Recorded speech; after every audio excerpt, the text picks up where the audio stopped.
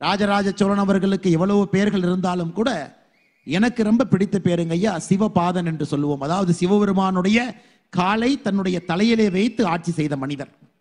அப்படி என்றால் தனக்கு மேல ஒரு அறம் இருக்கிறது என்று ஆட்சி செய்தவர் ராஜராஜ சோழன். இன்னைக்கு அதே போல நம்முடைய பாரத பிரதமர் நரேந்திர மோடி அவர்கள் செங்கோலை அறத்தினுடைய சாட்சியாக புதிய பாராளுமன்றத்திலே வைத்து தன்னுடைய ஆட்சி நடத்தி கொண்டிருக்கின்றார். எவ்வளவு பாருங்க, எவ்வளவு பொருத்தம் பாருங்க. இவர்கள் எடுத்திருக்கக்கூடிய இந்த மாநாட்டினுடைய தலைப்பும் இந்த மாநாட்டு பந்தலினுடைய தோற்றமும் வெளியே இருக்கக்கூடிய புதிய பாராளுமன்றமும் மேடையில் இருக்கக்கூடிய தலைவர்கள் பேசக்கூடிய கருத்துக்களும் எவ்வளவு பொருத்தமாக இருக்கிறது. 10 ஆண்டுகளாக பாரத பிரதமர் நரேந்திர மோடி அவருடைய ஆட்சிக்கும் நாம் இன்று பேசக்கூடிய விஷயங்களும் எவ்வளவு பொருத்தமா இருக்குன்னு பாருங்க ஐயா. தமிழை வளர்ப்போம் என்று சொல்லுகின்றோம். ஒரு பக்கம் மோடி ஐயா சொல்றாங்க உலகத்தினுடைய முதன்மையான மூத்த மொழி நம்ம சொல்றோம். அப்படி என்றால் நம்முடைய தமிழ் மொழி வளரவில்லையா? சங்க இலக்கியங்களை கரைத்து குடித்து விட்டு அமர்ந்திருக்கக்கூடிய தமிழருவி மணியன் ஐயாட்ட அந்த கேள்வியை கேட்கணும். அப்படி இருந்தால் நம்முடைய தாய்மொழி மலரலீங்களா? எதற்காக மேடையிலிருந்து தமிழை வளர்ப்போம் என்கின்ற தலைப்பில் நாம் பேசிக் கொண்டிருக்கின்றோம். என மேடையில் இருக்கக்கூடிய எல்லா தலைவர்களும் உணர்ந்திருக்கின்றார்கள். தமிழ் மொழி, தமிழ் கலாச்சாரம், நம்முடைய மக்கள் முழுமையாக ஃபுல் பொட்டன்ஷியல் நமக்கு இருக்கக்கூடிய தாக்கத்தை இந்திய மக்கள் முழுமையாக பார்க்க வேண்டும் என்பதற்காக தமிழை வளர்ப்போம் என்கின்ற தலைப்பை நாம் வைத்திருக்கின்றோம்.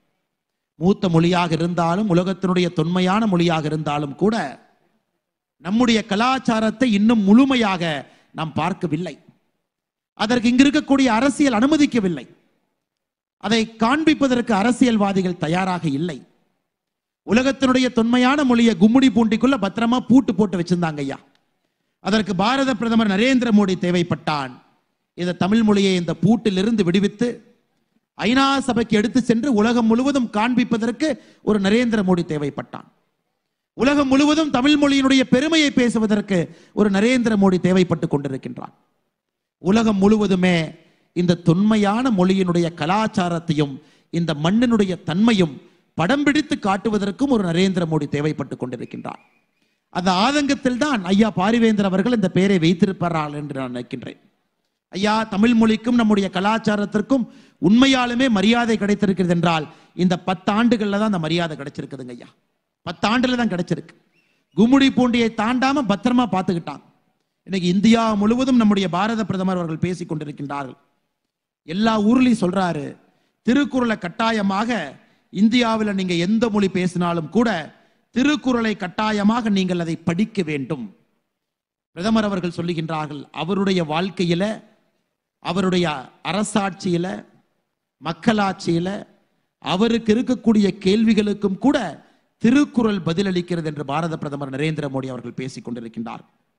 ஜல்லிக்கட்டின் மீது விதிக்கப்பட்ட தடையை நீக்குவதிலிருந்து நம்முடைய தமிழ் மொழியை உலகம் முழுவதும் எடுத்துச் செல்வதிலிருந்து 10 ஆண்டு காலமாக நம்முடைய தமிழ் கலாச்சாரத்தினுடைய அந்த மண்ணினுடைய வீரியத்தை பார்த்து கொண்டிருக்கின்றோம்.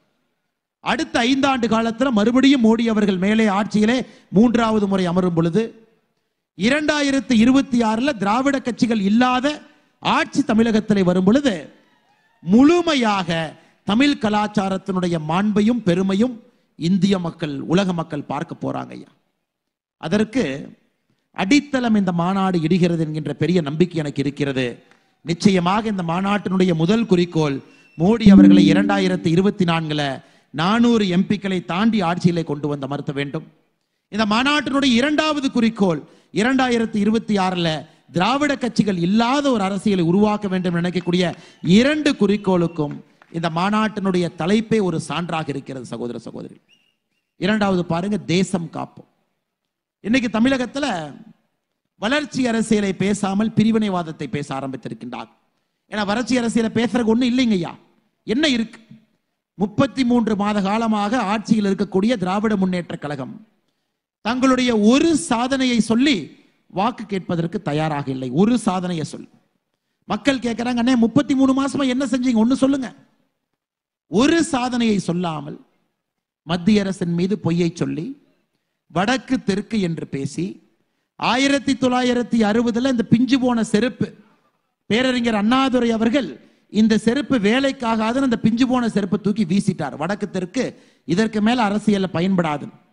இன்னைக்கு ஸ்டாலின் ஐயா அறிவாலயம் முழுவதும் சுத்தி அதே பிஞ்சு போன செருப்பெடுத்து போட்டுக்கிட்டு 2024 அரசியல் பேசுவதற்கு வந்திருக்கின்றார்கள், மறுபடியும் வடக்கு தெற்கென்று. ஐயா உங்களுக்கு தெரியும் பிஞ்சு போன செருப்பு என்னங்க ஐயா பண்ணும்? காலை நல்லா கடிச்சு வைக்கும். அது 2024 பாராளுமன்ற தேர்தலில் ஸ்டாலின் ஐயாவுக்கு மிக தெளிவாக தெரிய போகிறது.